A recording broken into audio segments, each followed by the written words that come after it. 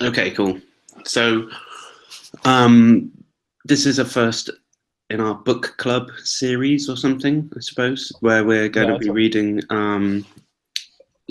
Scott Oliphant. Is that he abbreviates yeah, his first name? Does he? Scott Oliphint, that's right. His reasons for faith. Yeah, clever title. Reasons for faith being is for active or passive? Is it the reasons supporting faith, or is it like why should I have faith kind of thing? Those sorts of reasons, or is it reasons in the service of faith? That's how I took it to be. It's kind of, and he's arguing for the second of those two options essentially. Yeah, he wants reason to be subservient to faith. Yeah, or I suppose he wants philosophy to be subservient to theology. I mean, That's that's right, what I yeah. took the thesis to be, something along those lines anyway. Well, Um, it's kind of medieval arrangement of the disciplines where theology, in the medieval period at least, the medieval university was the highest of the mhm. disciplines, and then every other discipline um, was a discipline you had to sort of get through to get up to the height of theology. Um, the philosophy is going to be like the handmaiden of theology. Yeah, I mean, all my days, the amount of times I've read the word handmaiden after having it's ridiculous. Yeah, It's there's very, lots of sort of it's very weird choice of language. um, Chauvinistic, I think, is the word, isn't it? yeah, I know that you had commented to me before that a lot of that it's that there's sort of this like gendered undertones throughout Oliphant's writings, Mm. um, that you can sort of tell that he has some patriarchal attitudes in the background. Yeah, or thinly veiled. Um, so, philosophy is supposed to be the handmaiden to theology rather than the mistress to philosophy to theology. So it's like the best that it can do is to serve rather than to seduce. Right? As if a woman's only two functions could be cleaning up after you or getting you into bed. As it like I don't know, so so pathetic and old school. Anyway, yeah, it's bizarre. I don't know if you've ever read. There was what's she called? Was an interpreter of, was kind of postmodernist interpreter of Nietzsche. I think she's called Kundera, Milan No, Kundera. I think I want to say. I haven't read them. Maybe that's the person who wrote The Unbearable Lightness of Being, and I'm getting them confused. Anyway, I read this decent feminist critique of Nietzsche when I was an undergraduate, where they were picking out all of Nietzsche's misogynistic uses of feminine terms and pronouns and stuff, like truth being this kind of bewitching mistress that leads philosophy astray or something like this, making out that there's these weird things going on. They just seem really strikingly obvious at the same sorts of things were going on in this book. I mean, I don't know. It may just be what you get when you start reading this type of theology, perhaps. I don't know. Maybe it's just like that. That's a culture that I'm not used to. Well, yeah, I mean, I suspect. I mean, we're talking about like some of the most deeply conservative theology that you can read from an academic source, right? So it's going to have these sort of traditional ideas about gender, um, and I would expect. I mean, I don't know that if he goes into an explicit discussion of gender in this book, but I would expect that he would say the same thing about gender that they would say about other sorts of natural kinds. Maybe that's something we can go into later. But I want to dive into sort of laying out what it was that we read. We read the first four chapters of Reason for Faith, or Reasons for Faith, with a plural S. Maybe we should just quickly say that who he is, in case people don't know. Oh, right, So, yeah, that might be a good place to start. so he's a professor of apologetics at Westminster Theological Seminary in Philadelphia, which is a place that Van Til co-founded, right? That's right. Yeah. With Machin, was it? Yeah, that's right. Yeah, okay. Machin and a few other people. What happened historically was that there was so in the 19th century, the sort of the epicenter for conservative Presbyterian thought was Princeton Theological Seminary. I actually don't know if PTS, Princeton Theological Seminary, had already broken off from Princeton. Anyway, Princeton Theological Seminary today is independent of Princeton University. But at that point in time, PTS was sort of the epicenter of conservative Presbyterian thought. What happens towards the end of the 19th century and the beginning of the 20th century is that there's a kind of splinter inside of Presbyterianism between modernists who wanted to accept the products modernity, where we're talking about Darwinian evolution and a non-religious way of interpreting the Bible, a kind of historical way of interpreting the Bible called higher criticism. And on the other hand, there were the fundamentalists, the capital F fundamentalists, the folks who give us the term fundamentalist and self-identified with that label. And on their view, on the view of the fundamentalists, everything needed to be subservient to the Bible, but moreover, everything needed to be subservient to a literal reading of the Bible, according to which the Bible was completely perfect and was more or less directly breathed from God. That God had produced a revelation in the form of various propositions, and those propositions have been recorded in the Bible. And due to that splintering, that splintering sort of came into Princeton, and when it did so, there was a faction of conservative theologians who broke off, and they formed Westminster. And so Westminster from then till now has been a place where folks could go who wanted, pastoral training or things like this, and a very conservative kind of theology, very conservative end of the Orthodox Presbyterian Church. And it's where we get presuppositionalism from. The most academically sophisticated kinds of presuppositionalism come out of Westminster. So Oliphint is a professor there now, as is a guy named William Edgar. They're the two apologetics professors. There's a few other people there that have publicly announced their alliance with presuppositionalism. It even kind of talks about presuppositionalism on the main Westminster website. And in addition, there were a few. There's been a few different public figures in evangelical Christianity who have come out of Westminster. So the guy that wrote, God, I forget his name now. Hang on, I'll look it up really fast. The guy that wrote Reasons for God.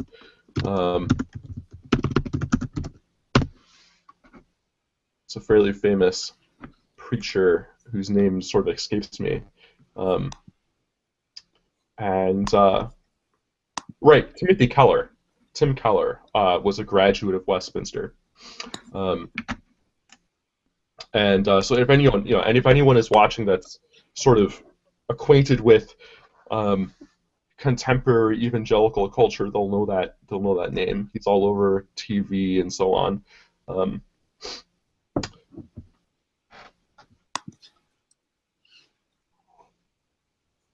Right. So, okay. Sorry, I was just getting the live link up as well. So, okay.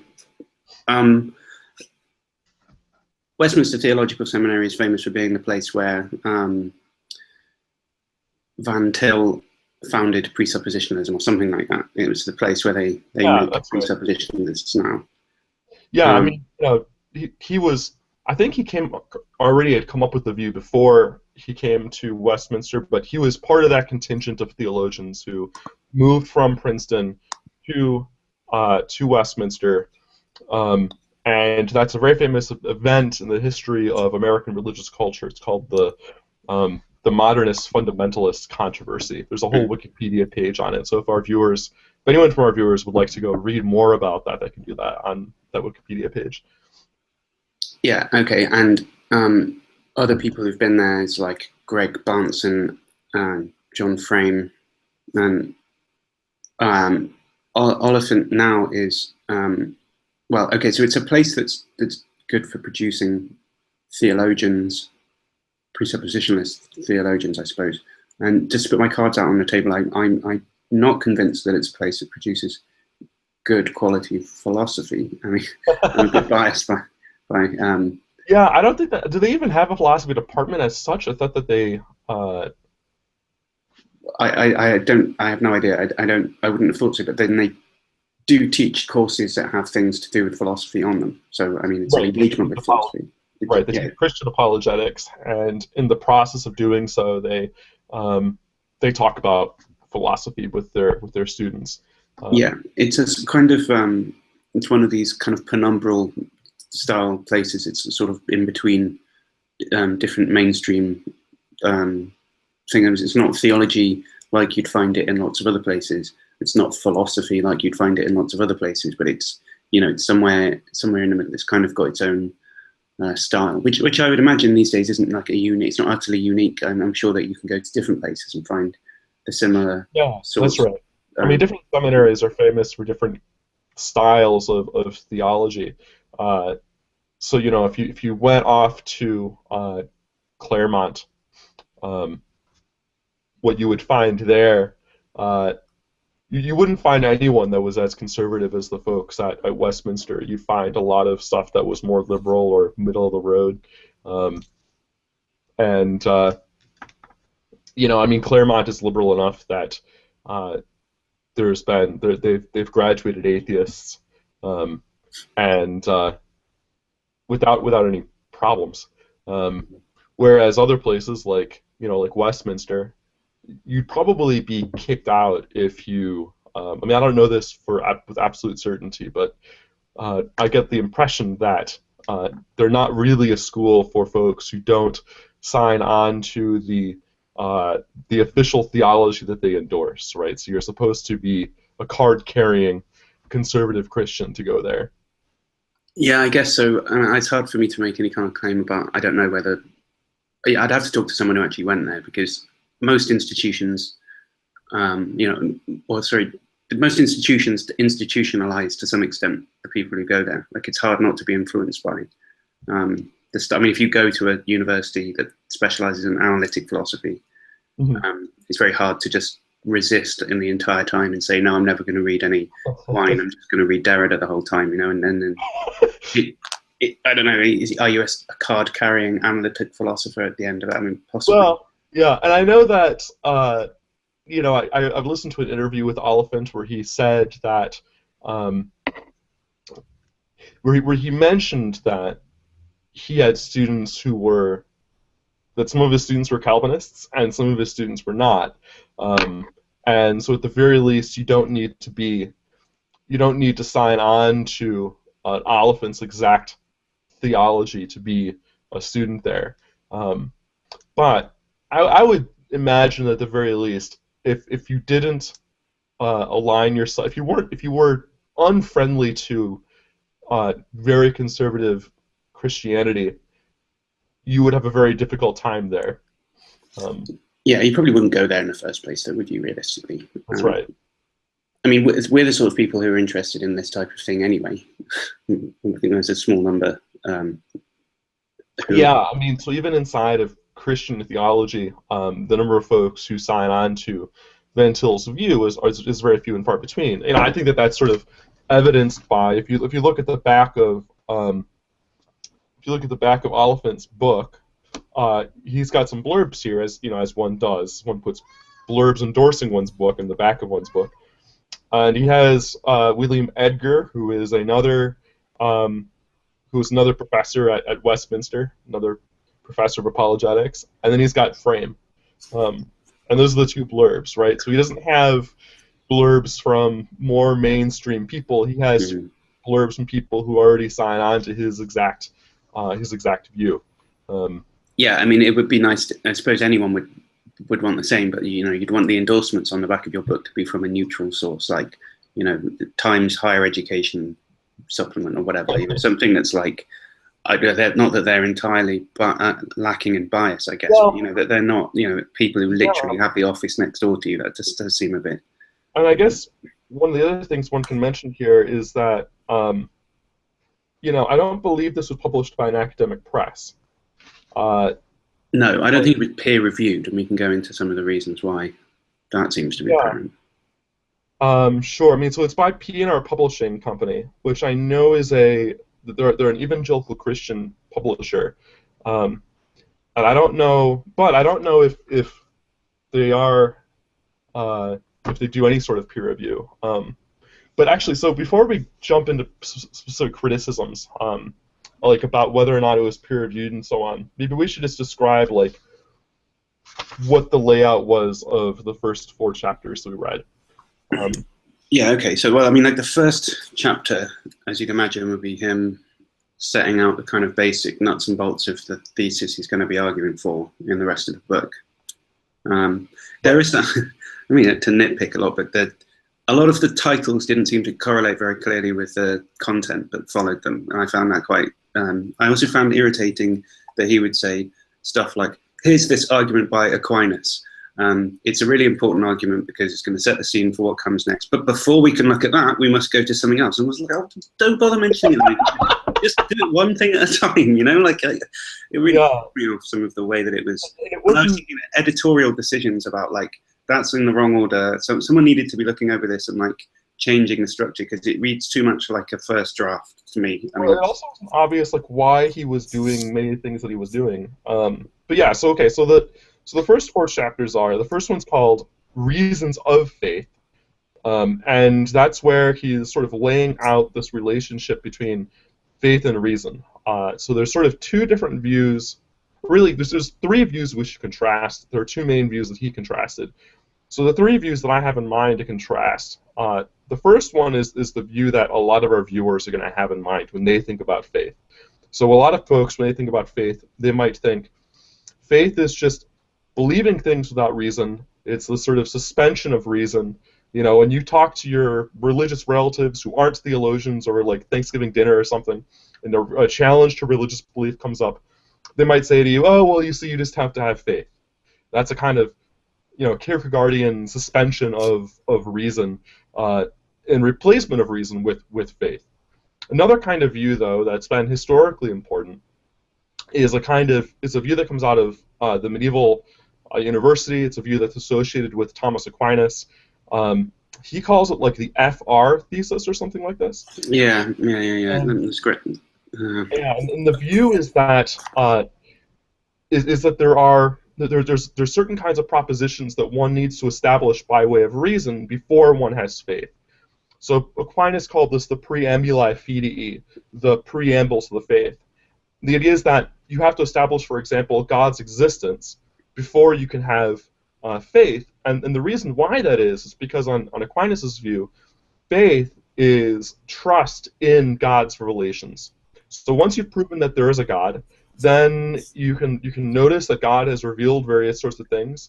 And since God has told us various sorts of things, we should trust what it is that God says. And that trust in what God says, that's what faith is supposed to be. And so Aquinas, along the way, provides 4 very famous arguments for, I said 5 very famous arguments for God's existence. His 5 ways, and then afterwards, you know, goes into establishing that what God's revelations are and what they mean and so on. And then lastly, we can contrast either of those 2 views with what seems to be Oliphint's view, which is that you need to have both faith and reason. They are independent things. They're not the same thing. But reason needs to be subservient to faith. That just as God is kind of the basis for all of reality, that everything that exists comes out of God because everything was created by God, so also all reasoning needs to begin with God. It needs to be viewed through the lens of God's revelation. But he makes a big deal because I've read a lot further ahead than you. You've read the first 4 chapters in the seminary. I've read the first 14 at this point. So some of this stuff at the beginning, although I've looked back through it a little bit today, I'm a little bit hazy on, because I know that later on he makes a very, very big deal out of this creator-creature distinction, the the icon, ikos or something, Okay. whatever the Greek two words for it are. So whenever this seems to be his distinctive, like, replacement distinction that wants to come in. I'm not sure whether he brings it out really in this first chapter. Well, so, you know, Not if you haven't come across it yet.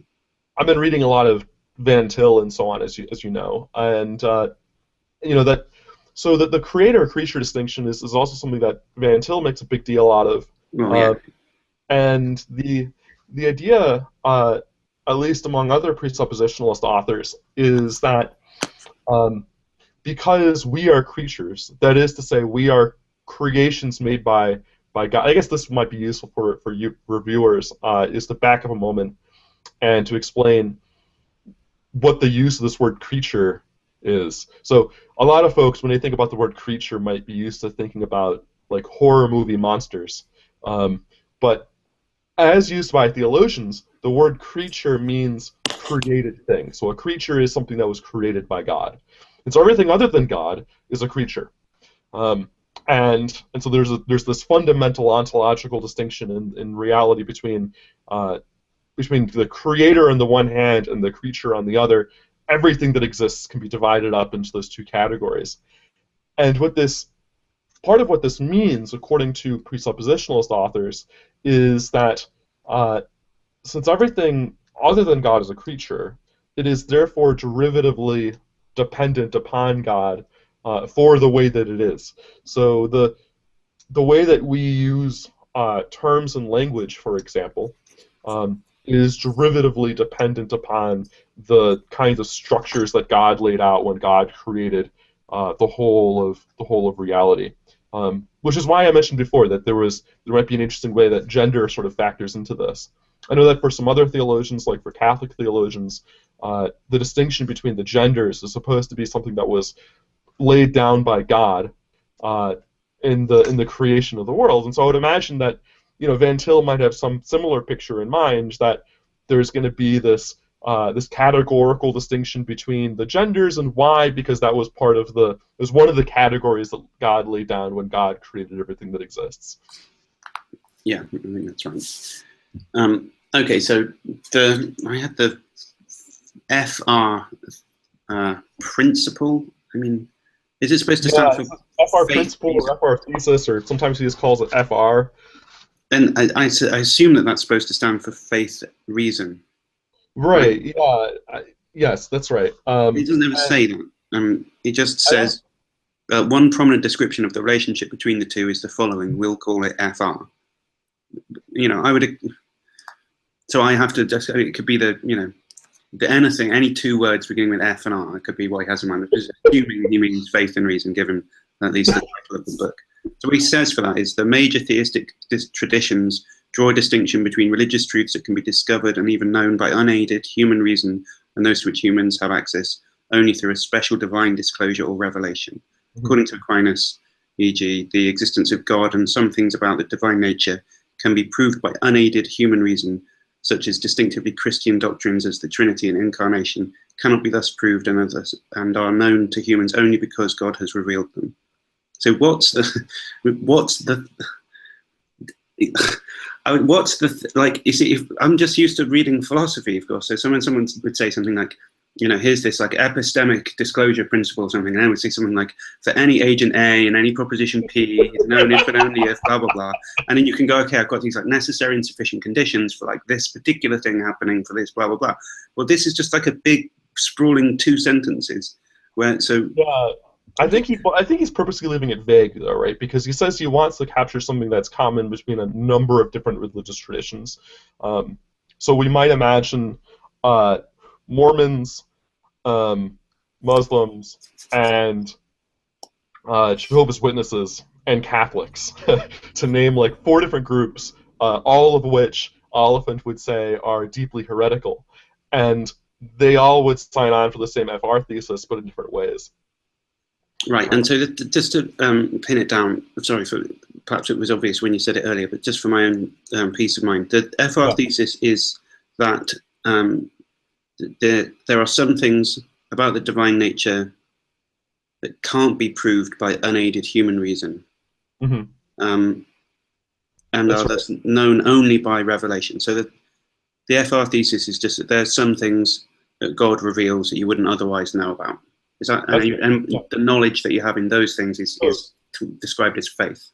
That's right. Well, it's a distinction between general and special revelation.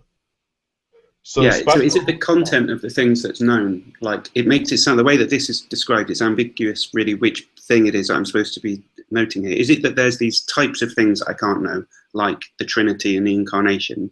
Or is it that there's a way in which you know them, which is the revelation? You know, it's him telling you stuff. So if God revealed to me that it's, Sunday, would that count as this type of knowledge? Or does it have to be any way I knew about it, but as long as it was the Trinity that I knew? Like, what's the distinctive thing? It's not clear from here which one he means.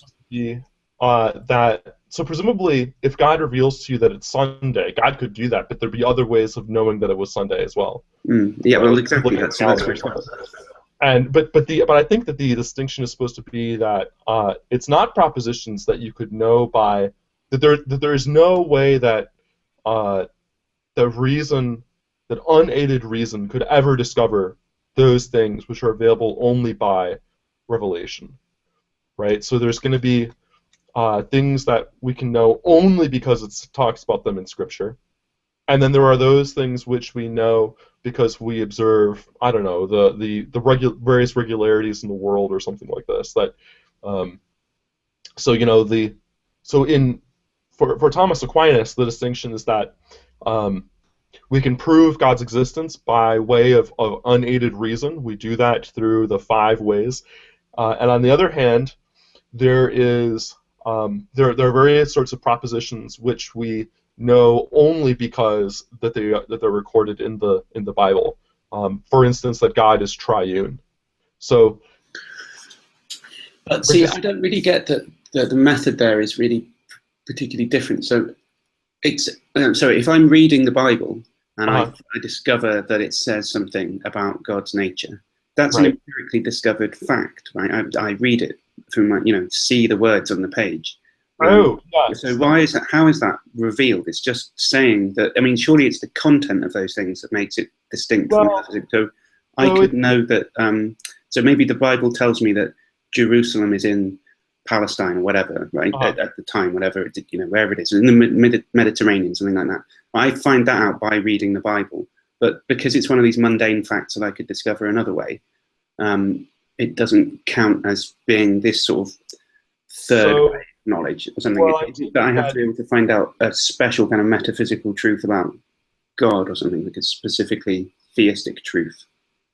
I take it that the distinction is supposed to be something like this: that there are various kinds of things that we can know by observing the created order, right? So when we infer God's existence, or when Thomas infers God's existence by thinking about the first cause or something like that, that was something that Aristotle could have done and did, right? So Aristotle has many of the same proofs for God's existence as Aquinas has. Not all the same ones, but some of the same ones, like the first mover proof. Mm-hmm. And we might think, well, look, and we might notice that Aristotle's God is not a triune God. There is no Jesus for Aristotle, and the reason why that is because, at least on Aquinas' view, would be because the Bible wasn't available to Aristotle. So Aristotle can do all this stuff by the use of reason, and then there are other sorts of things that he knows only because they were told to us by God. So there are some things that we know because we infer them from some aspect of the created order, and then there are propositions that we know because they were told to us by God. Both of them, by the way, are going to be are presumably going to be empirical. We're going to reach them empirically, right? So if you look at the Bible and you use your sensory faculties to take in information from the Bible, or if you see a burning bush, and it's going to be your sensory faculties that tell you, oh, this bush is on fire and it's saying things because I can hear it and so on. Yeah. So it's like it. So I had in my mind a different view to this, which was something like you've got your a priori reason ability, which can deduce things like the 5 proofs or whatever. And as you say, the sorts of things that Aristotle could have come up with himself, not having access to the Bible. And then there's this empirical things that you could discover as well. Remember, Aristotle and Aquinas are both empiricists. Yeah, that's true, but they Aristotle, but the proof though is so all I mean really is just that there's a priori knowledge, right, and then there's like a posteriori knowledge, and then I was assuming that there would be a third kind of category, you know, like revelation or something, in which just sort of like directly imparts knowledge to you. You just know it. So I mean, I've heard that sort of view articulated as well. I don't think that's what they have in mind. No, so it seems not to be. As far as revelation goes, some authors like John Locke are going to distinguish between. So there were those people who originally received the revelation, presumably the authors of the Bible or something like that, or Moses, and they and because they were the original recipients of that knowledge, perhaps they had some sort of, perhaps there's some sort of extra some sort of extra sensory mode that that they received that information through, right? That it wasn't through our normal empirical or rational modes of receiving information, but through some other sort of faculty. But every subsequent person, the people who read the Bible and thereby take in the information, they're not. It's not that they are receiving the revelation through this special faculty, at least on the FR view. Rather, it's that they are using the same sorts of sensory faculties that we would otherwise use. Now, for a Calvinist like Oliphint, the situation is going to be slightly different, right? So we can distinguish the FR view from a view according to which we do need a special faculty to receive a revelation, even when we receive it secondhand, like through the Bible. And so on Oliphant's view, there's 2 things going on. First of all, there's the sensus divinitatis, a divine sense, a special sense that tells us that there is a divine presence in the world. In addition, there is the self-attestation of the Holy Spirit. That when we read that when those who have been regenerated in the Holy Spirit read the Bible, the Holy Spirit allows them to somehow correctly intuit the meaning of the text. And so therefore, every single time that they are reading the Bible, they believe that they are receiving a revelation through this additional faculty. But Thomas Aquinas, I don't think, would say that. I think he would have this more Lockean picture in mind, where those who are reading the Bible,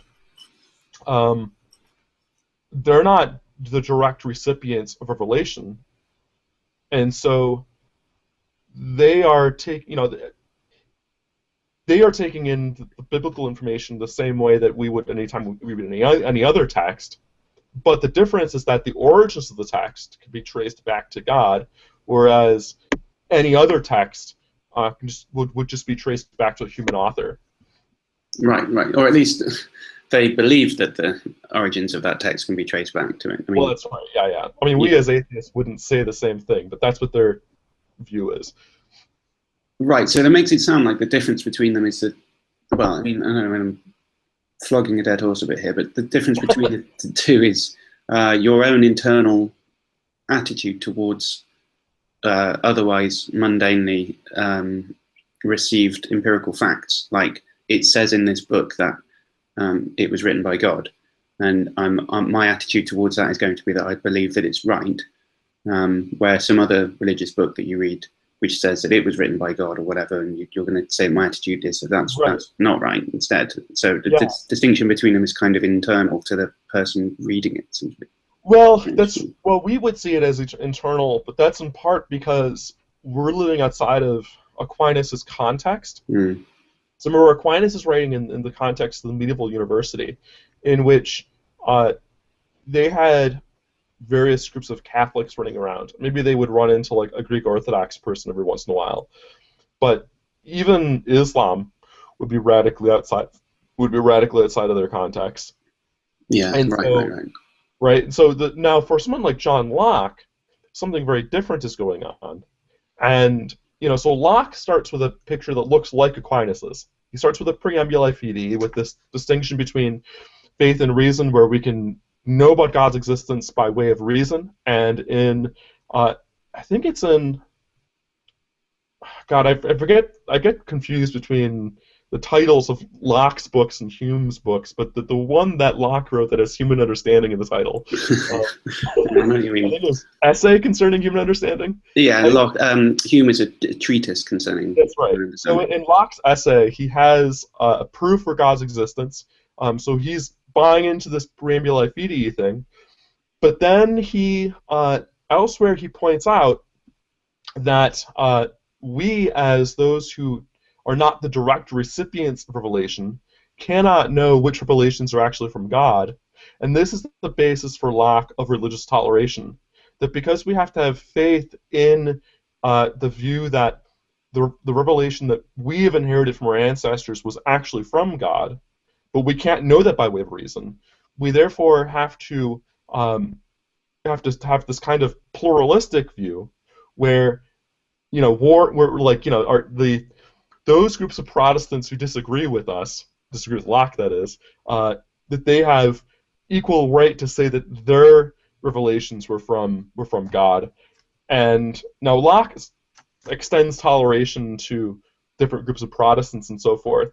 Even Catholics and atheists are outside of the ring of toleration for Locke, but subsequent authors who are going after Locke point out that doesn't really make sense to say, and so the founding fathers of the United States, for example, took up Locke's letters and then said on that basis that we really need to extend toleration to Muslims and to atheists because we don't know like what the revelations are that are actually the right ones, yeah. Okay, so they're all following really this sort of mediated by Locke's insight. Then they're really following this FR thesis that Oliphint objected to. The deist controversy too, right? So if you're a deist, you think that you can establish by reason that God exists, but then you also think that because we cannot establish revelations or miracle claims, that we should just rule those out and then only depend upon the God whose existence we can prove by way of reason. Yeah. Right. Okay. So yes. Okay. Good. All right. So let's just to be for clarity. Where is it that he says his view then in contrast to the FR view? I suppose it's in the section following that's called Reforming Reason. That's right. In which I think he starts talking about Calvin, so it's presumably where his view is. The duplex cognitio Dei. Say it again. It's so. Are you on the? Damn it! Because I've got the Kindle version. Right. Helpfully, doesn't have any page references. Are you looking at the next chapter, or are you still on the reasons of the chapter? I believe I'm on chapter 1. I found a page where it's got the FR principle, or FR thesis, or just FR. It doesn't call it FR thesis, principle, position, anything. And then, I don't know, a page after that, it's a chapter heading called Reforming Reason. Yep, I got it. Yeah, so I'm assuming that this is, and then there's some quotes from Calvin there. Right, he's got Calvin's duplex view. Yes, okay, good. So I assume this is the sort of third view that he's advocating in contrast to the FR view. Is that right? Yeah, that's right. Yeah, and he goes through a discussion then of some pretty obscure stuff. Right, he's talking about like Reform scholasticism, so early modern scholasticism. At the APA meeting, at the Eastern Division of the APA, I went to their meeting. I went to the meeting about early modern scholasticism. There were very few people present, and everything that was discussed was very obscure. Fun. these are the authors that were around that like Descartes is responding to, but nobody ever actually reads. Yeah. It's the sort of thing that you think that is sort of interesting, but I've been at conferences before where they've delved into minute details of like medieval or Arabic logic, and it's like, cool, Arabic logic, that's going to be really interesting, and it kind of is to begin with when you start like reading about these figures and stuff. But then you listen to someone giving like an hour-long talk on like the 2 or 3 different ways that this Arabic word, which is used to translate some other Greek word in Aristotle, and how that's been translated into Latin and then into English and blah blah blah. And it's like, oh my god, I don't know. Yeah, after a while, I got kind of bored with that. But having said that, let's just try and get clear of what he says. Well, so right, contrasting that against what he calls, for example, the Enlightenment's insistence on autonomous reason. Right. That's the theme of this book, really, isn't it? It's some kind of it's a defense of the idea that the Enlightenment overstepped in saying that autonomous reason is not only possible, but sort of has jurisdiction over every topic. And the response basically is to say, no, it doesn't have jurisdiction over specifically the subject matter of theology, which... That's right. And I think here there's kind of a threefold distinction again that can be drawn out. And that's that, so there's this kind of pre-modern way of looking at things where everything is subservient to theology. And then there is a modern way of looking at things in which we can use our autonomous reason to figure out things about the world. We can reason by ourselves, unaided, and figure out things. And then there's kind of what might be called a postmodern view associated with Derrida and others, according to which, or at least some interpreters of Derrida, I've heard some Derrida scholars call this into question, but the idea is that autonomous reason doesn't actually allow us to figure out things about the world, because what happens is that we take in sensory information from the world, but then we lay down our own concepts on it, and so we always sort of radically construct reality as we go about things. And so this leads to a kind of radical skepticism about the world. And I take it that what Oliphint and others think is that we ought to avoid that kind of radical skepticism, and the way to do so is to sort of retreat to this pre-modern way of seeing things. Possibly. I mean, at least that's the picture I got out of Van Til. I mean, I've been listening to some of his lectures recently as well. So, and I listened to him talking about postmodernism just earlier today, in fact, and he had this really bizarre line after spelling out the kind of postmodernist idea. I think he was quoting Levinas as his.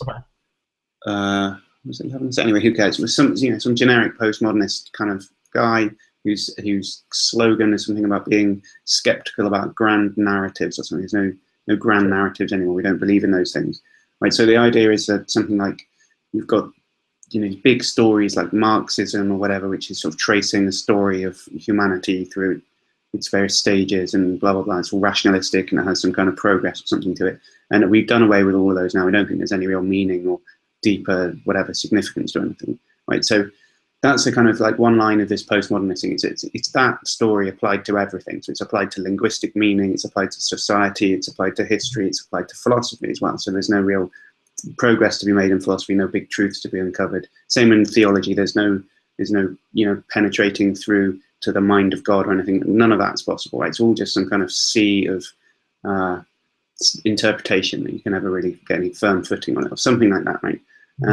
And his response, he seems to, he referenced Plantinga, and a bit of Plantinga I had not read, where apparently Plantinga's response is to say something like, if that's your position, why should I believe in it? And give me some kind of argument for that position, and then we can start talking about whether we should believe in it. But of course, the postmodernists themselves reject the idea that you can actually, use logic and reasoning to, establish any results. So they're not going to give you an argument for it, right? And then the response by Plantinga is like, well, we just shrug the shoulders and say, well, who cares then? It's literally got no reason to believe in it, which is okay. It's just, it seemed very bizarre to me that if you're going to endorse that line on how to avoid postmodernism, it seems very strange then to say that we're going to take this theological position where certain creeds have to be accepted. And if you ask why, the response back is, well, you can't argue reason isn't allowed to go there, right? It's outside the jurisdiction of reason.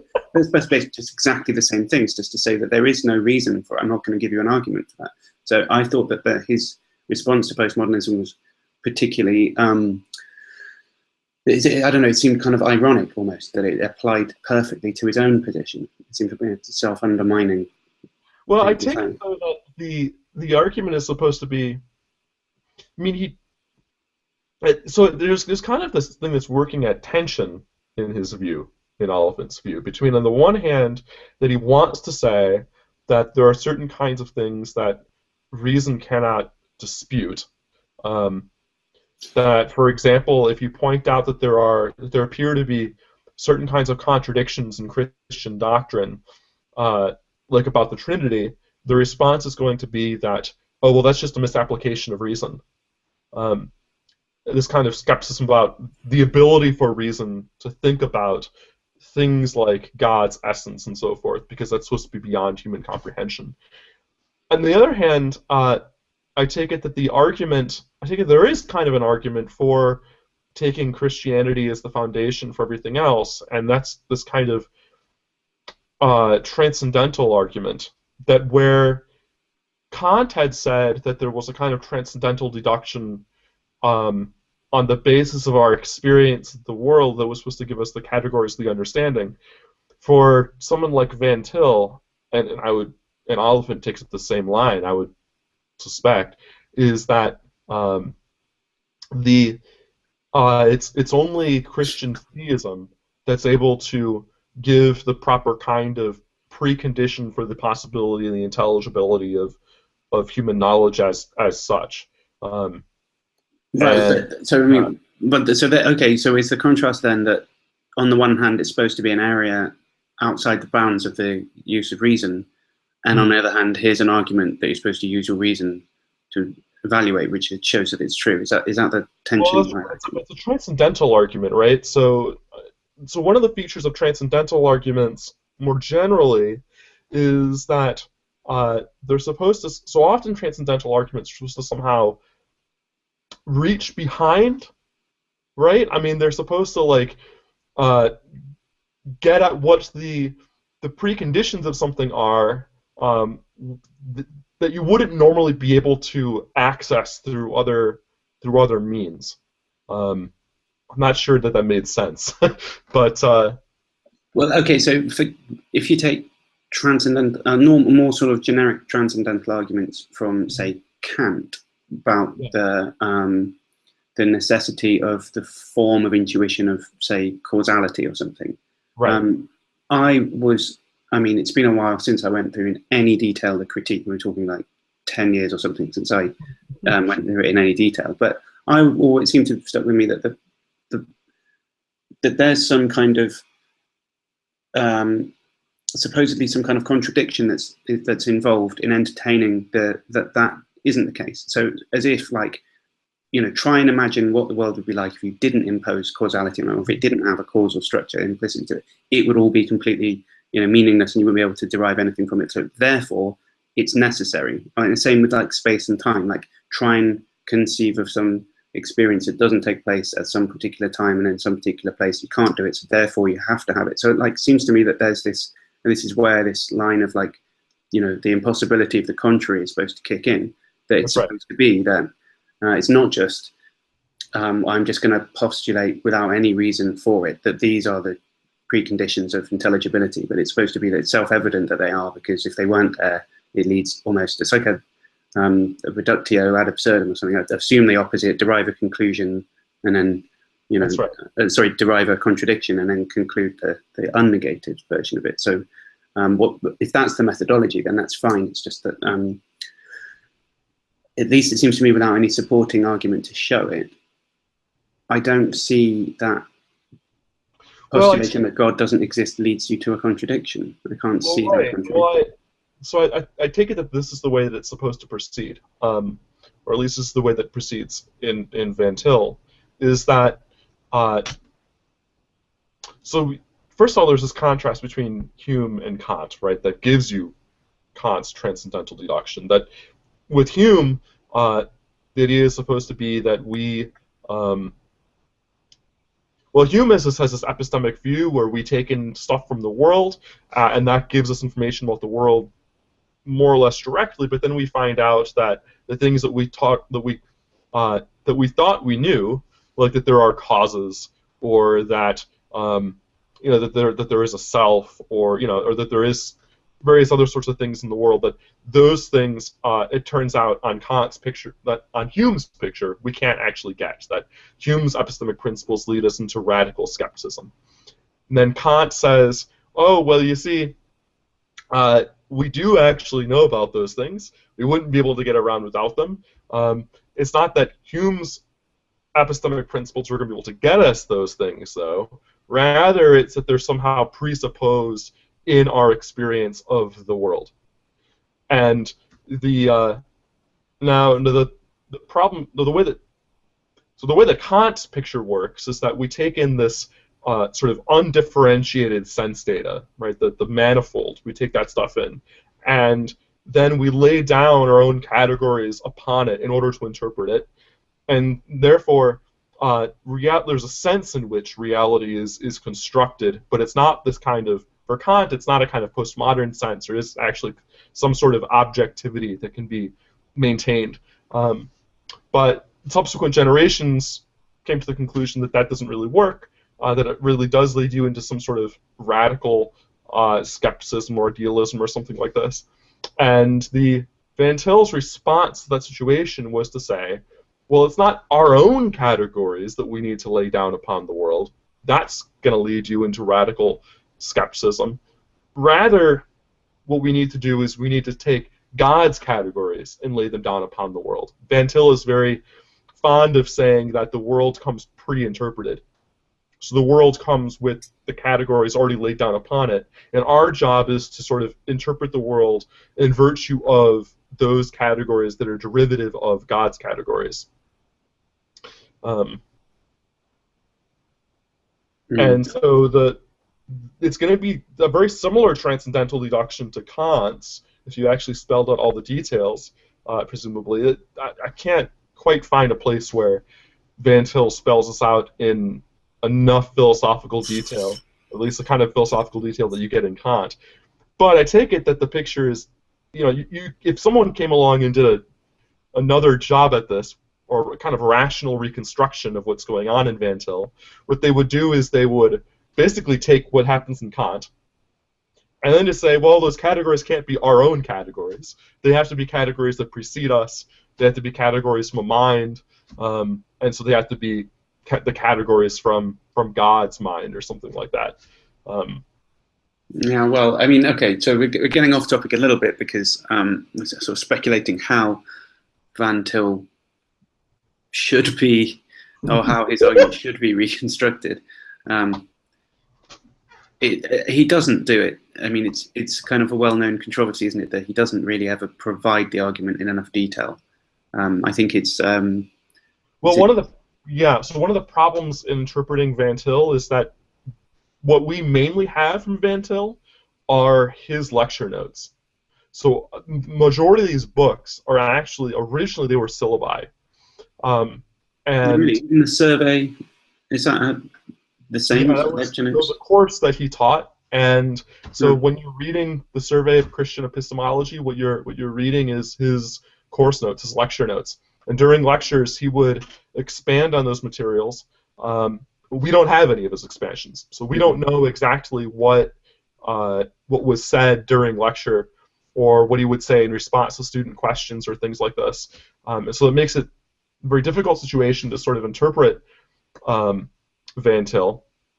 But Oliphint knew Van Til.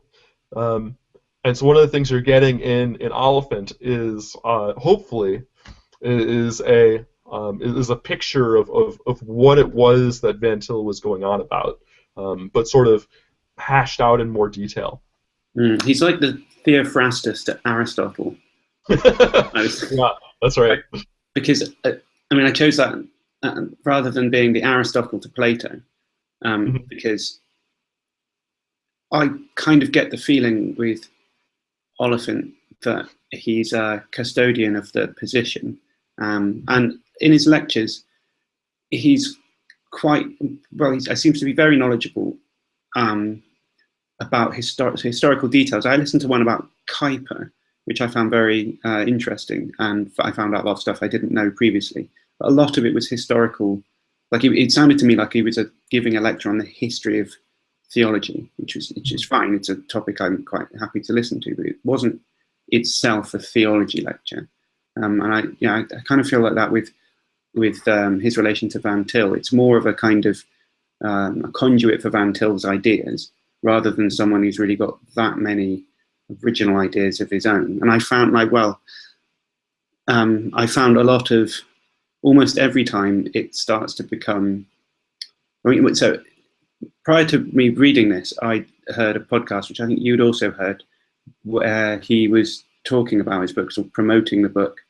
I think his son was on the podcast as well. It's like maybe it's done in Westminster or something. Anyway, it made me want to buy the book because he was so aggressive towards philosophy, and this was where he said he was spelling out his ideas. And he'd said that, you know, what he does in this book is uses the vernacular of the philosophers, the analytic philosophers, talks in possible world semantics and blah, blah, blah.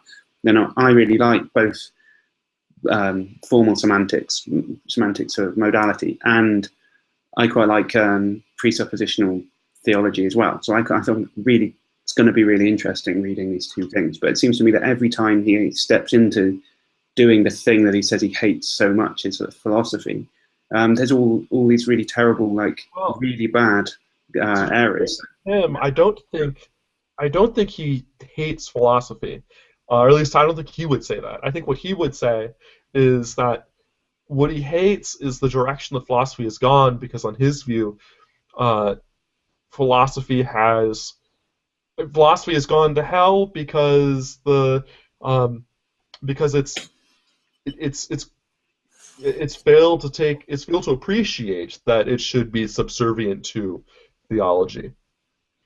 Yeah, but I mean, yeah, and that very thesis itself is, well, I mean, I suppose it's the core thing we're going to have to keep coming back to, but I just don't understand, and it seems to me a misunderstanding of philosophy altogether to say that there's this thing that it can't talk about, which is whatever, theology or something, because ultimately there is no sharp dividing line between philosophy and theology.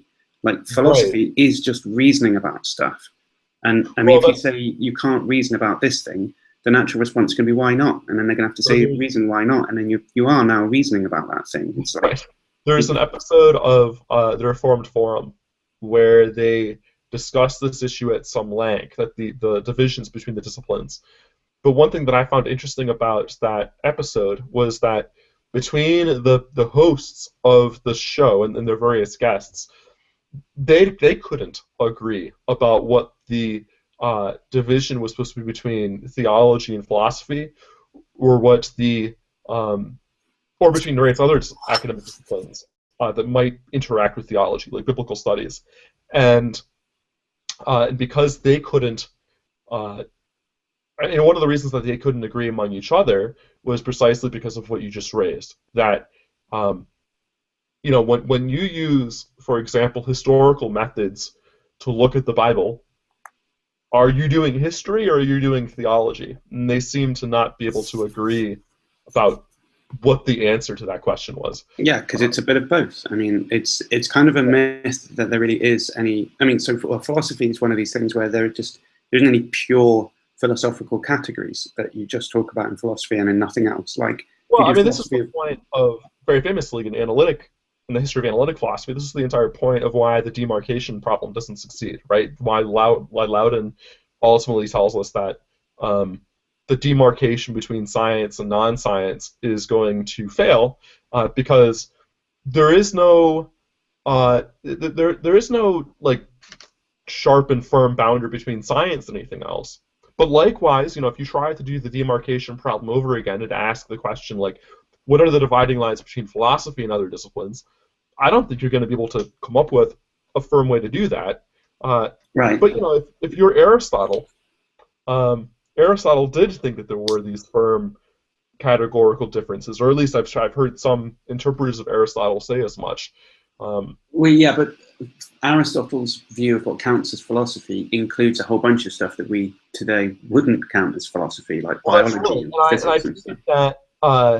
That part of what folks like Oliphint are saying that we should do is to return to this kind of pre-modern medieval conception of the arrangement of the disciplines, which is why I bring up Aristotle, because for the medieval university, the distinctions were largely based upon Aristotelian and Platonic thinking.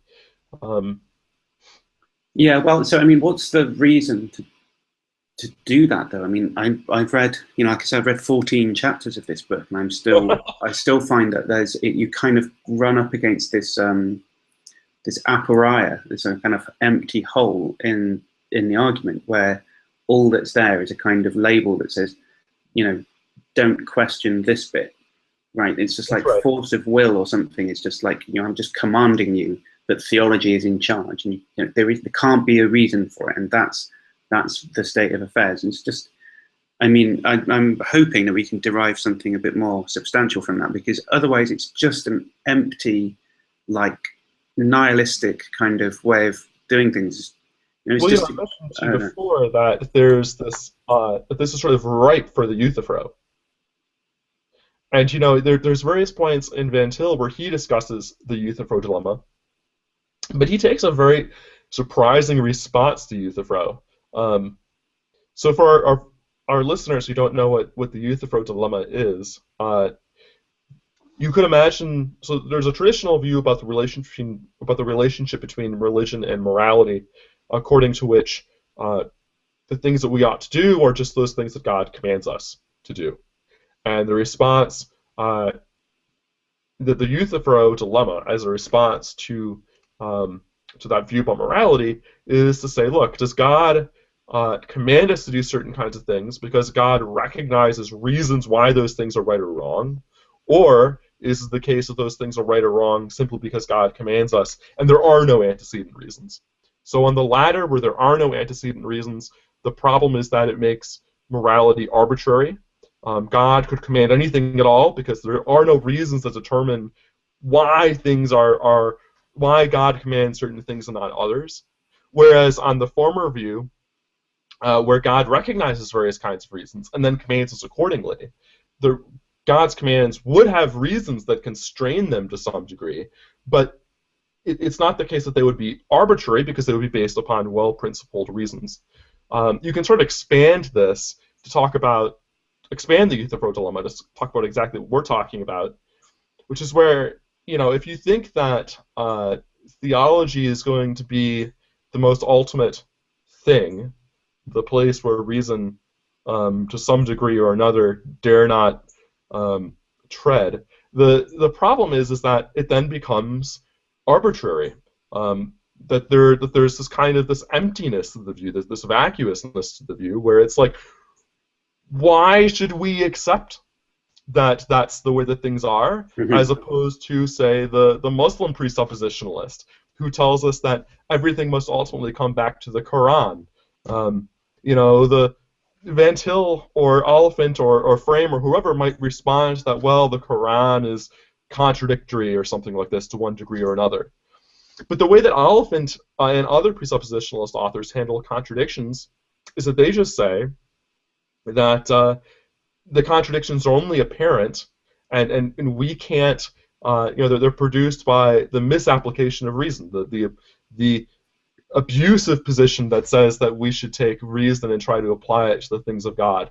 But again, the Muslim theologian could take the same move. Oh, you think you found a mistake in the Quran, but no, you see, the Quran is the perfect word of God as recorded by Muhammad or whatever else. But the other thing I wanted to bring up here is Van Til's particular response to Euthyphro. Van Til just says that he bites the bullet. He says, Yeah, it all just comes back to God's will. Um, it's not going to come back to reasons that are independent of God, and God's will just determines everything. So God's will determines morality. God's will determines all of the all the philosophical facts, all the scientific facts, all of the any facts are all determined by God's will. What determines God's will? Nothing. And that's what and Van Til takes the position that it would be sinful to reject this, that you would be in rebellion against God to say otherwise. So That's fucking bleak. Right? I was like, wow, like no other theologian living today would actually say this. And it's when you look at Van Til's various followers, they don't say this. So when you look at the debate between Bahnsen and Stein, this very famous debate that gets repeated in all of the presuppositionalist anthologies. There's a part where the Euthyphro comes up, and what Bahnsen says in response to Stein on this question is that, oh, well, you see, the reasons for God's commands are determined by God's nature, and then our moral obligations are determined by God's commands. That's a position that's also endorsed by several theologians who are not presuppositionalists. It's endorsed by William Lane Craig, for example.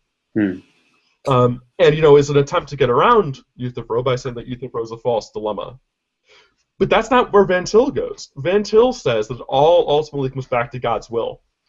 And I wonder to what degree that kind of maneuver is simply just repeated in Oliphint. That it's ultimately just going to come back to God as this thing that determines everything else. But there is no thing that determines God, and so there's and so it ultimately just ends up being arbitrary or something like that. It's very difficult to make sense of. Yeah, so I suppose the question of like why. So what we were talking about just a second ago was like, why draw the line? So there's the sort of Kantian Enlightenment view, which is that there's nowhere to draw the line about where reason stops, just doesn't have any boundaries at all, or right. Something like that. And then this type of response or contrasting position is that there is some kind of region into which reason can't be applied. And then so if the question is like, is there any reason why that's where the line gets drawn or something? And the Van Tilian line, in, like you just outlined then with the response to Euthyphro, it would just be something like, well, God just wills that this is where the line is. You know what I mean? Like there's no, you can't have an argument to show you why you can't use reason when it comes to theology, or if that's the case or something. It just is the case, and you can't question it or one thing investigate it. Yeah, one thing I've sort of discussed elsewhere, and I know that we discuss it in the monograph we're working on, is this question about whether or not, and it was actually discussed in the reading, so this brings us back to the stuff we read, is whether or not there can be a kind of pre-logical substratum. What I mean by that is something that's metaphysically prior to the logical facts, to, for instance, the law of non-contradiction, that determines the law of non-contradiction, but to which the logical facts would not themselves apply. So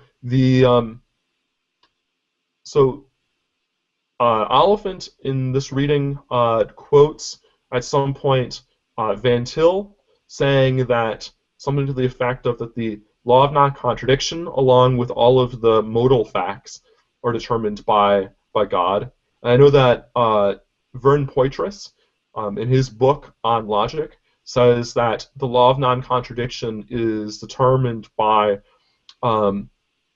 God's internal consistency, whatever that means. And likewise, James Anderson says that the laws of logic are determined by various kinds of facts about God's thoughts. But this would suggest is that God is somehow prior to, in terms of the order of explanation, prior to the logical facts, right? So it's not that we start off with the logical facts and then explain God.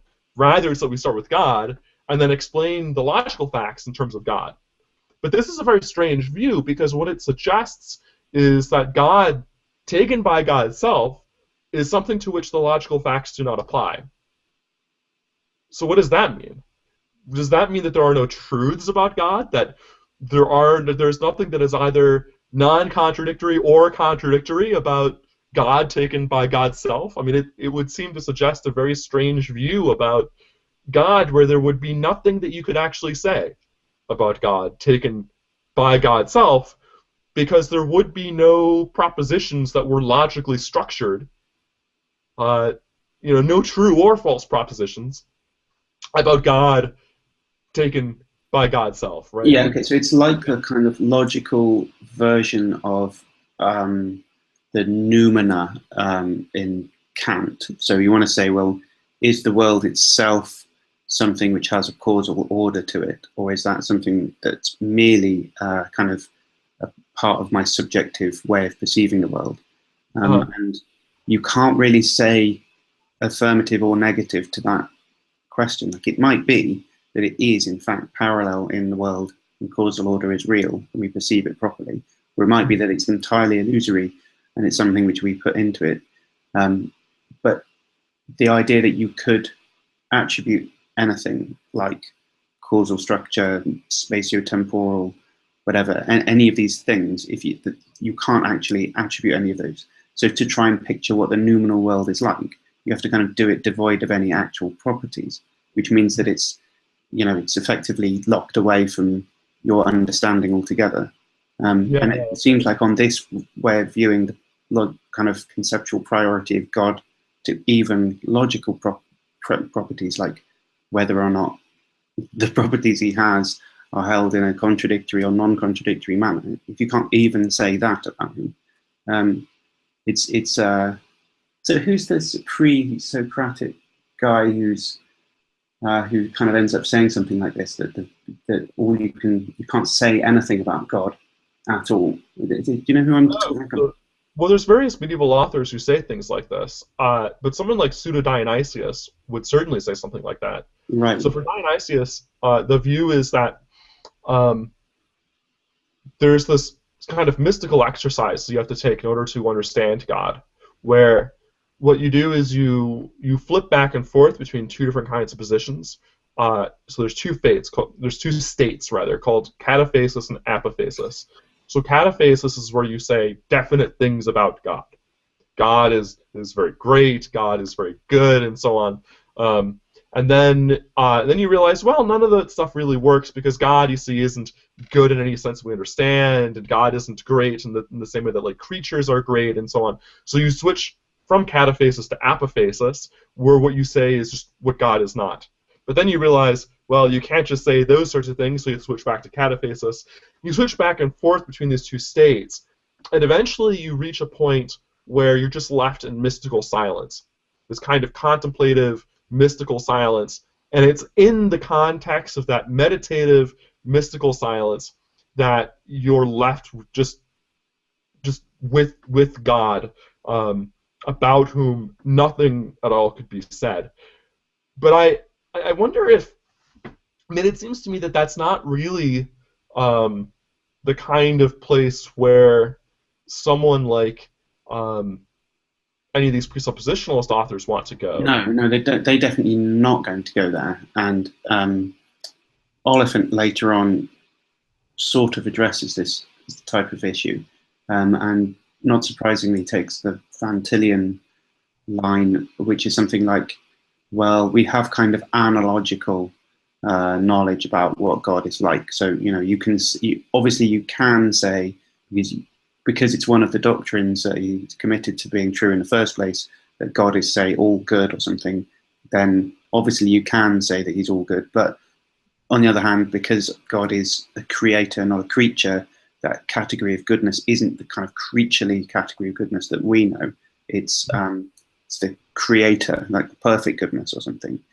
So all we can know about it is it's like our goodness in a certain sense, but not completely like that. Well, our goodness would be derivative of God's goodness. Yeah. Right. The original signification of the term goodness is in its application to God, but then the secondary application of the term goodness is to creatures. Yeah, the goodness of God is the archetype of goodness, I think, is how Oliphint says it. So the medieval example, as provided by Aquinas and others, for how to think of this kind of derivative view, is that you might say that medicine is healthy, but when you say that medicine is healthy, the reason why you say that is not because medicine taken by itself is healthy, but because those who take medicine are made healthy by the medicine, right? So medicine is healthy in a derivative sense, of derivative upon patients or something like that. Likewise, creaturely properties are derivative of their original signification in God, who is the archetype of all of these, these properties. Okay, so his God's goodness is the archetype of goodness, whereas creaturely goodness is the ectype of goodness, I think is the way that... Right, yeah. He draws from early modern scholasticism. Yeah. Now, this problem was quite clear in my mind just a second ago, but it's something like... well, I mean, so there's this standard objection to this analogical idea is that presumably if the analogy is going to hold, you should, well, if it's going to be useful in any sense, you should be able to describe the way in which the ectype is like the archetype. So you should be able to identify that. So if I say something like, this iPad is really good looking, right? Looks amazing, or something like that. And I say it's an analogy because what I mean by good looking is that it's like the rose or something which has this like archetype of beauty. And I could tell you, and if you press me on it further, I'd say, well, what I mean by that is something like the way that the lines, the proportions of the parts or something is like the way that the rose has good lines and proportions of parts, or something like that. And I'd be able to identify the part of the analogy which was the part on which I put. And then I say, well, obviously, it's flat, not like the rose, and it's black, whereas the rose is red or something. So it's not like that in that respect, but it is like it in this respect. So for the analogy to work, you'd be able to identify the bit, at least, that's similar between them. But you can't do that in this case, it seems to me. So, like, if you want to say, well, what is it about what's in common between the creaturely goodness and the ectype of goodness and the archetype of goodness? If you could identify that, then you just have the archetype of goodness, and so you don't really need the analogy anymore. Right. So I mean, like, in the analogy case, it's just you're using the analogy as a shortcut, as a just to stop you having to spell out each time those long-winded but perfectly comprehensible properties. So what you just repeated was what I wrote for my master's thesis. Okay, good. So we're on the same page about it. But yeah, I mean, so on the one hand, the presuppositionalist position that I sort of see coming out of this is that God is this utterly other. He's utterly other in the sense that he's got to be so great and so distinct, the creator thing. It's got to be on the other side of that, and this is really important sort of fundamental metaphysical distinction between blah blah blah. But on the other hand, because there's these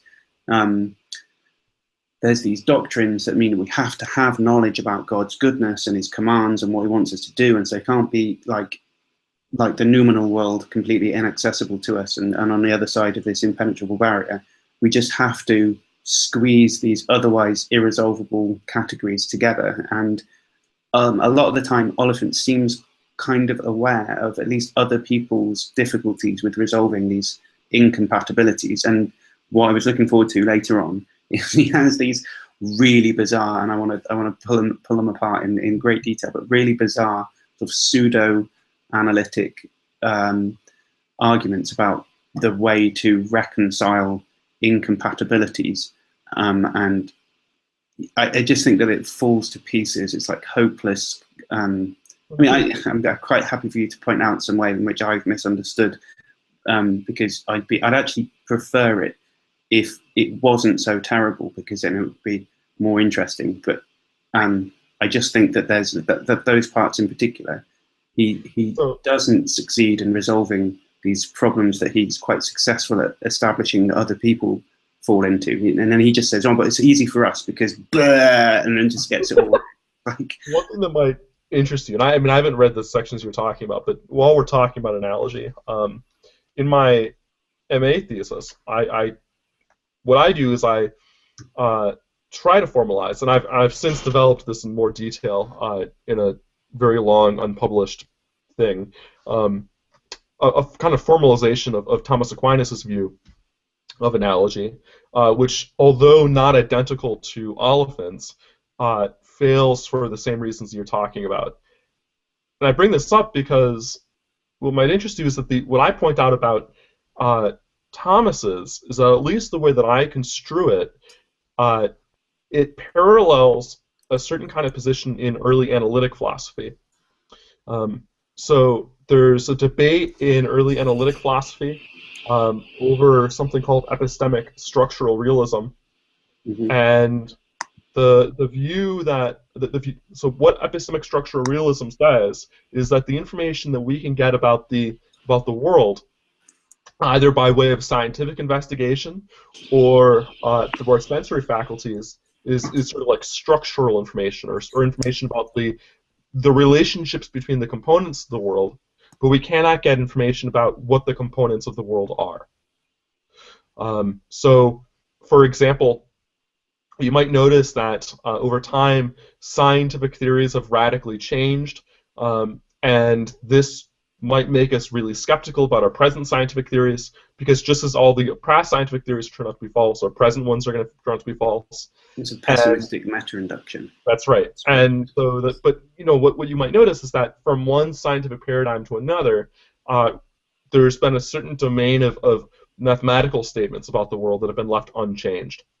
And so the view might be that in our present day, at least physical theories, we use a whole lot of mathematics, and that mathematics is going to be preserved in future theories, even though the interpretation of the mathematics is going to be changed. So the idea is that there are certain kinds of mathematical or logical or structural features of the world that really get at the way the world is, but the various terms in our equations, what those actually should be interpreted as, we should be agnostic about that. Like the way mass changed from Newtonian to, well, that's right, relativistic physics. That's right. We're left with this letter m in our equations, and there's a certain limit in which general relativity reduces to classical mechanics, to Newton, right? And so there's certain kinds of mathematical relationships, at least within certain domains, that are preserved. And what this ends up being is that there's a correspondence between the relationships in our current physical models and the relationships in the world. And those relationships are actual, but the things that stand in the relations, the things that stand in the relationships in our models, only bear an analogical similarity to the things in the world, because what they have in common are these structural relationships. I see. And so you're calling that an analogical relationship. Right. That's actually the way that's actually formally identical to the way that Thomas Aquinas looks at analogy. So Aquinas is a view of analogy where analogies are what he calls proportionalities. These like four-term structures that you see on like SAT exams, where you say like, I don't know, glove is to hand as shoe is to foot. And so you have two objects in the one hand that have a relationship between them, and that relationship corresponds to the relationship between two other objects. So we have the relationship in our theories or in our models, and those correspond to some relationships in the world. And on Aquinas' view, there's relationships between creatures and their properties, and then on the other hand, relationships between God and God's properties, and there's supposed to be some sort of relationship between the two of these. The problem, of course, is that we can't say what the relationship is between the two sides, nor can we say what God is, nor can we say what God's properties are. And so, what was pointed out historically for epistemic structural realism is that the view ends up being basically contentless, because you can the same structures, as long as you have a set with enough objects, you can construct the same relations over that set, and so you end up with a huge class of different kinds of sets that are all isomorphic to each other, that all have the same relationships on them, and you can't distinguish between them. Mm-hmm. So in my thesis, the way that I put this is that Thomas's view of analogy leaves us unable to distinguish God from like a cosmic wombat that creates the universe by kicking over a beer can or something like this, right? Because like Right. you can construct isomorphic relationships for the wombat as for God, and it's, as far as the doctrine of analogy goes, you can't distinguish between the two. Right. So it's like a theological version of the Lauenheim-Skolem theorem, seems to me. Right. So the theorem here is what's called Newman's theorem. Okay. Which might be a subset of, which might be a particular case, a special case of what you're talking about. What Newman's theorem says, really, it's just that given any set with some collection of relations on it, of cardinality, say n, you can construct the same relations on any other set that also is of cardinality n. And so it's a kind of radical underdetermination. So the way that this enters, the epistemic structural realism has been revived in the scientific realism debate by John Worrall, among others. And what's pointed out in that debate is that so epistemic structural realism is an attempt to have a kind of scientific realism that saves a kind of skeptical attitude about science, but actually it lets in too much skepticism, and it basically just gives us scientific anti-realism over again. In the theological case, what happens is that if you try to do the same universe in theology, you're left with a kind of theological anti-realism. But theological anti-realism is really just a kind of agnosticism or atheism or something like that. For those viewers who are sort of technically interested, the way in which people often try to cash this out is that if you ramsify over a scientific theory, you're left with, over every theoretical term in that scientific theory, you're left with a vacuous theory, right? You're left with only observation terms, but then nothing theoretical that actually links them together. And if you try to do the same thing with theology, if you ramsify over all of theology, you end up not being able to say anything theologically substantive. And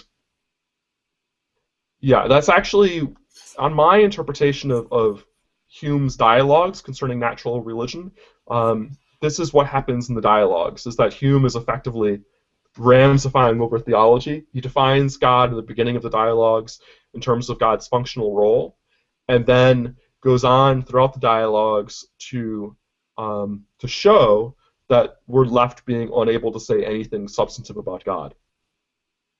And I take it that the same problem is going to turn up for someone like Oliphint, precisely because all we have is all we really have access to is the ectypes and not the archetypes. Yeah, well, I mean,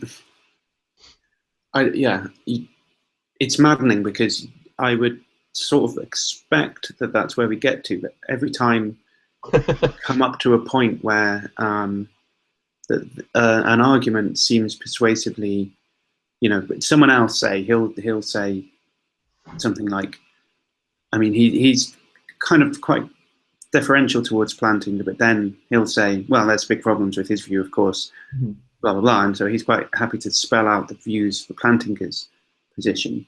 Right. But then, like, he'll offer a response to it, which seems to be either just subpar and open to its own objections, which are never addressed, But then I kind of feel that, like, if I was able to sort of interject and say, hold on a minute, and here's my premise, conclusion, argument that is an objection to what you've just said, the response would be, well, yeah, but now you're applying reason to theology and you're not allowed to do that. And it's like round and round we go, and never sort of I take it that the whole thing. Well, I take it that part of what's going on in the background here is a kind of Morean shift. So, the view is that Christianity is true. And what he means by Christianity is a very particular way of construing Christianity. Any skeptical objection to Christianity is false precisely because it's a skeptical objection to Christianity, which is true. Right. Yeah. Right. And then, yeah, so, okay. And what's portrayed, not too badly in this, I've got to say, but I was reading some other presuppositionalist the other day who was doing this atrociously, but saying that, like, the position is something like the Christian starts with his starting points that are, the dogmas that they're committed to, and because you're holding that they're true, exactly like you just said, any objection, the apparent objection, must not be a real objection. It must just be an apparent contradiction, because the doctrine's true in the first place, right? That's the kind of move. And then they say, well, all the atheist is doing is the same thing. He's just presupposing that atheism is true, and then whenever anyone comes along and proves Christianity, they say, that must be false because my presupposition is that atheism is true, therefore it's only an apparent proof, and it must be wrong, or something. And it seems to me that that itself is already, it's not like that. It's, I just don't see, we're wading off into such, it's like difficult territory here, but like, it just doesn't seem to me like I'm committing a priori to a certain body of truths and then just Morean shifting anyone's arguments against that. I mean, but the thing is that they don't even want to say that themselves, right? I mean, on some level, what they would like to be able to say is that their view is the absolute truth, right? I mean, they want to say that that we ought not to be subjectivists or relativists, and yet, right? But and yet they end up in this position. If they literally just said what you just said, then what would happen is that everyone is on their independent conceptual island, right? And so any objections made to any of these islands are going to end up Morean shifted, and so there's no way to actually contrast one worldview against another, but they don't. But this is where they sort of play fast and loose, right? Because what Oliphint, for instance, says in the 4 chapters we read is that philosophy runs into these terrible problems that are irreconcilable. Yes, and, right. Right. That very quickly runs through Plato, Aristotle, Kant, Hume, whatever. That's right. So the whole project of philosophy has been some sort of giant error.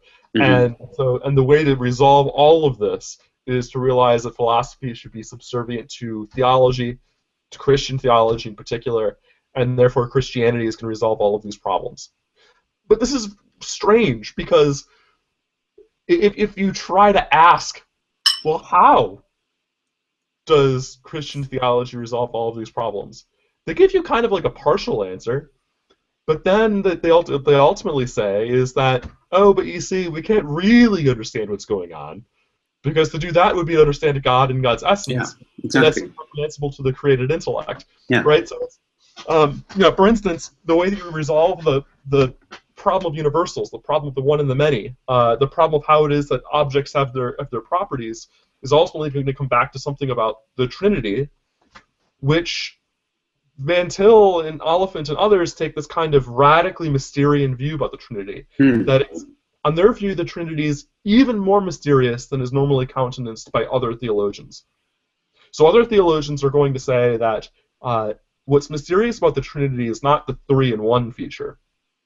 So other theologians will say that the 3-in-1 thing is actually comprehensible because it's 3 in terms of persons. There's 3 persons, but then 1 substance. So it's not 3-in-1 in the same way. It's 3 in one sense and 1 in another.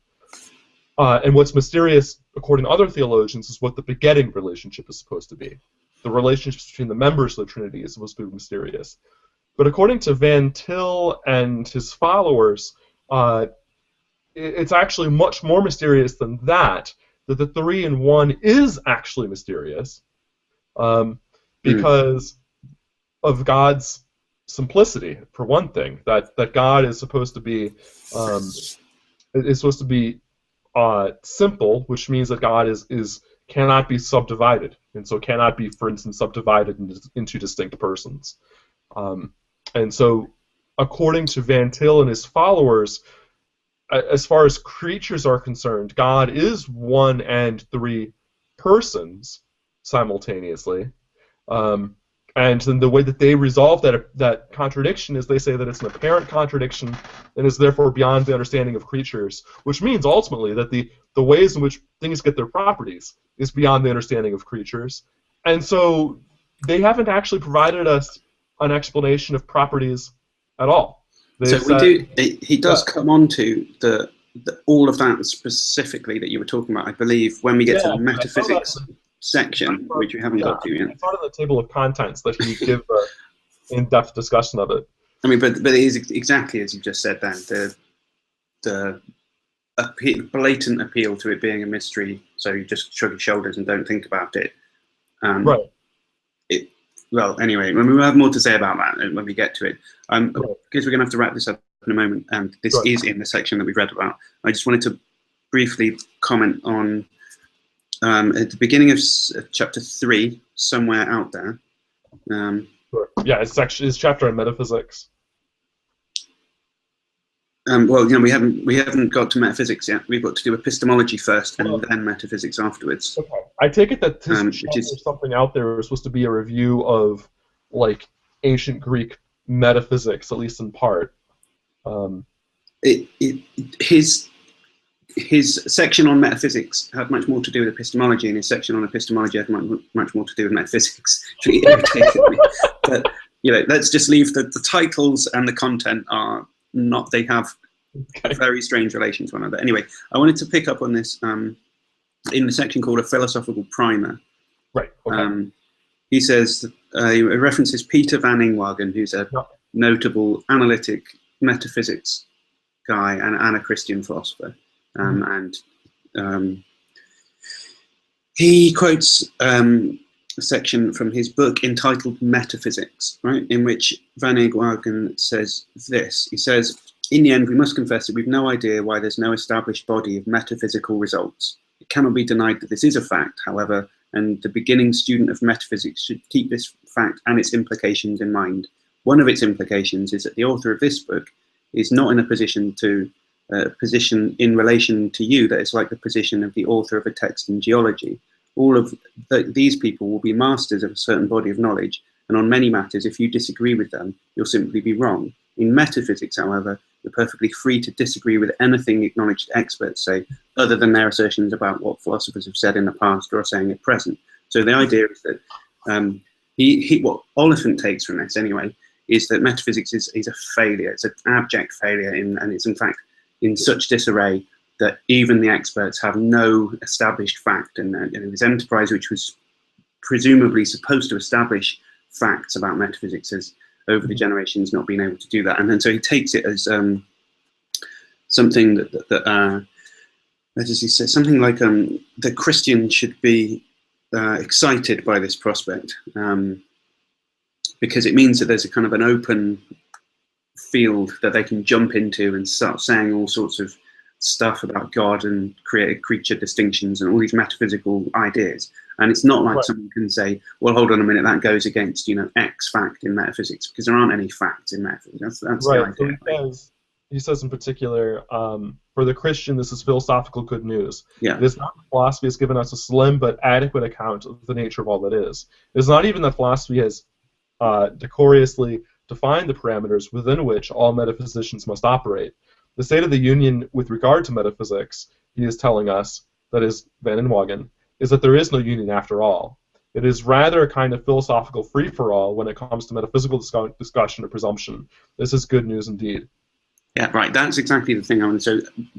just very quickly, a couple of things I wanted to say about that was that, like, first of all, he switches from talking about metaphysics to philosophy without really acknowledging that that's true. So he says it's not that philosophy has given us a slim but adequate account of nature, blah, blah, blah.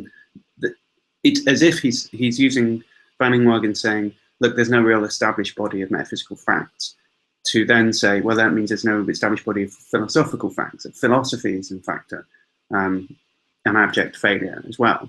So I just wanted to bring up that, you know, on behalf of metaphysicians throughout the centuries, you know, it's not necessarily that there aren't any metaphysical facts that have been established, because so it seems like a misunderstanding of, I mean, I'm pretty sure that this introductory section that he's quoted from Van Inwagen's book doesn't then go on to say, so therefore I'm not going to write a book about metaphysics. Van Inwagen is a metaphysician. I'm sure that the rest of the book would have been talking about all these interesting different things people have thought about. Anyway, what happens in metaphysics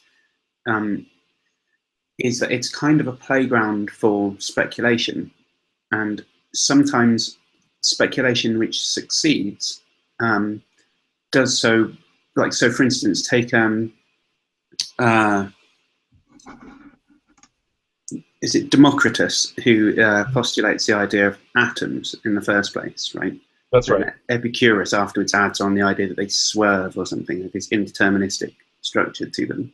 Well, it's not like their methodology proved ultimately to be the thing that was decisive in establishing that there were atoms, but that idea graduated from metaphysics nursery into physics high school, right? And it stopped being a subject matter of metaphysics to postulate whether or not there are atoms, and started to become an empirical question, right? The metaphysics is characterized, it seems to me, by, and possibly all areas of philosophy are somewhat characterized by the criteria for what counts as success in establishing a fact is up for debate, right? So that's what's characteristic of metaphysics. So you're not just talking about, are there atoms? You're talking about, like, what would it mean for there to be atoms? How would we establish whether there are atoms? What's at stake with the sentence? You know, what does it mean to say that? That's right. And what is the semantic content of a statement like there are atoms and so forth? Exactly. So then, if that is by definition the subject matter, and once you establish a methodology of determining it, like empirical discovery, you can sort of do experiments to show the atomic structure or whatever. When Niels Bohr discovers the periodic table and establishes all of those facts, or whatever it is, the story that goes along with it, whoever it is, right? Who cares? But, you know, at some point they figured it out, and now it's a thing, and you can see it on the wall of your science class at school that there's this periodic table, and start the notion of atoms has been. I think actually a better example than atoms is, so it's a bit contentious whether or not you could actually trace our notion of atoms back to Democritus, but I think a better example would be philosophical discussions of the nature of space and time, which originally, I mean, you know, you can go back to folks like Zeno and so on, who were talking about space and time, and these sort of discussions go on throughout the Middle Ages, and then in the early modern period, Kant is saying very important things about space and time. But now, space and time are very much the purview of physics. I mean, there are still philosophers who are working on space and time, but they're doing so in conjunction with physicists. And there's a whole lot about both space and time that have been empirically pinned down, right? That we know for a fact about the structure of space and time, and about space-time curvature and so on. All sorts of really interesting statements that certainly would not have been available in ancient Greece.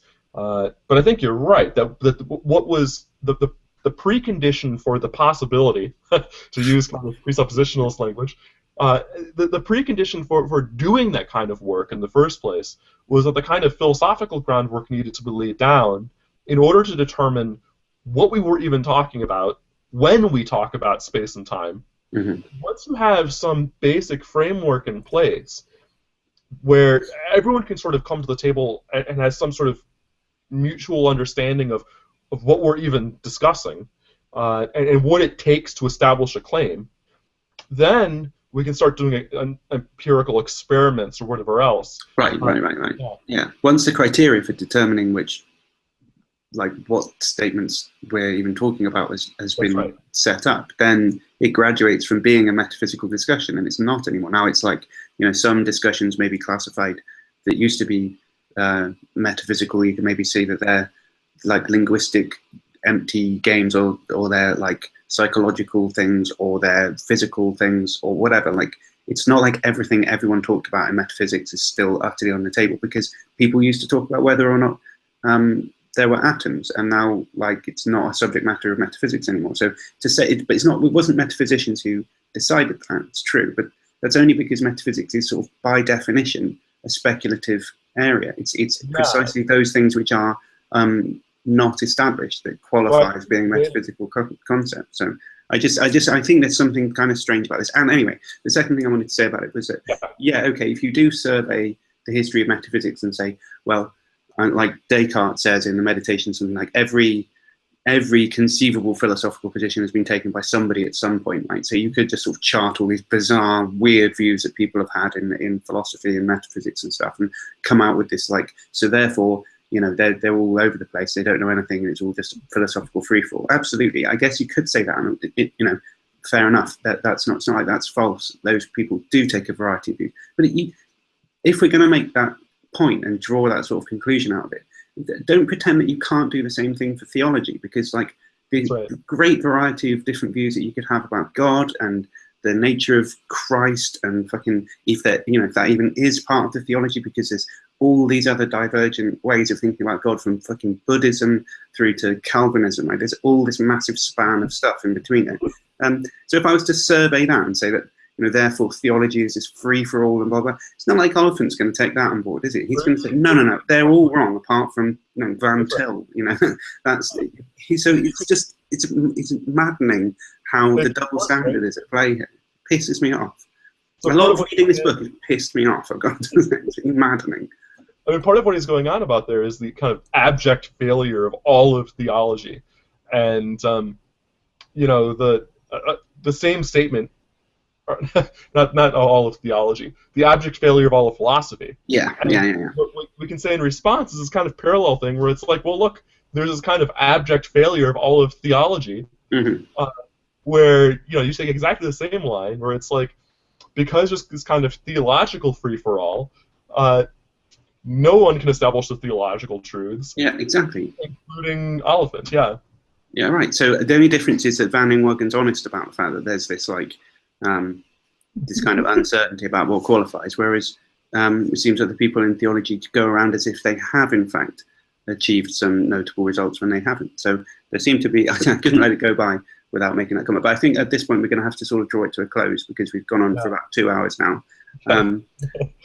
But when you've caught up a bit and read the next 4 chapters, which is on epistemology, which says that it's on epistemology, but it's also about other things, including I was looking at the table of contents, and it looks like it's going to be, part 2, epistemology.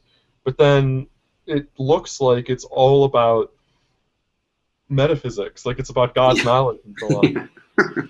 Yeah, you'll see that there's lots of irritations like that ahead.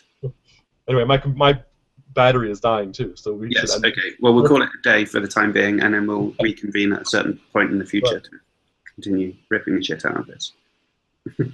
All right, nice one. All right, I'll see you later. Cool.